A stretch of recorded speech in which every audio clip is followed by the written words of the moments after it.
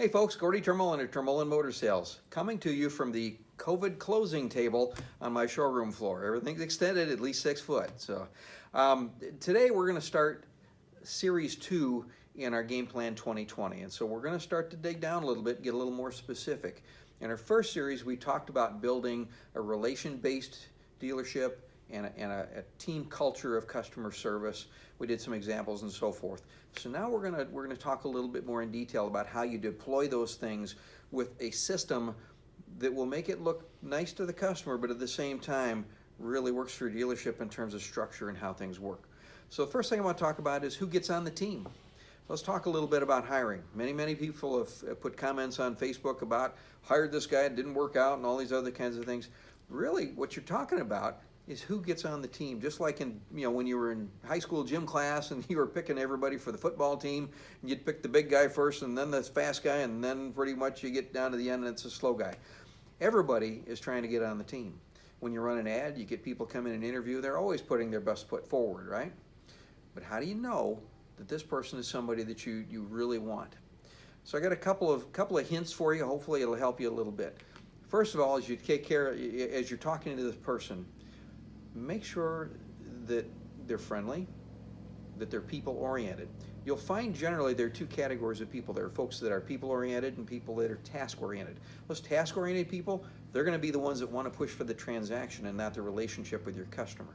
Okay? So look for a people orientation.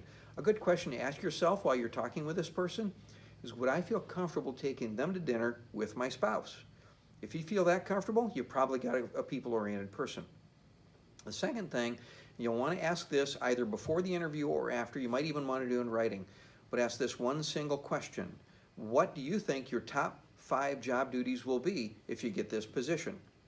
Now, they're going to put all sorts of things that they might imagine about the tasks of the position, but what you're looking for there are 3 things. The first is an orientation or acknowledgement that we serve customers and that's how we win. The second is a global view of the business. In other words, some form of understanding that we have competitors and we have to do a good job in order to do as well as our competitors. That's the phone ringing, but we'll keep talking. The third thing that you're looking for is some kind of profit orientation, something that tells you they understand that the dealership has to make money in order for them to succeed. If you find any one of those 3 things, you've got a pretty solid person and someone who you can build upon that foundation and build into a quality team member. So those are what the things that I look for when I interview somebody. One thing to keep in mind, they're all going to tell you they want to make a high income, maybe $70,000 or $80,000. But when they get into the position, they're going to settle down to making about 40 or 50 and be comfortable with that. So you have to maintain a knowledge in the back of your head that they're saying things to impress you. Okay?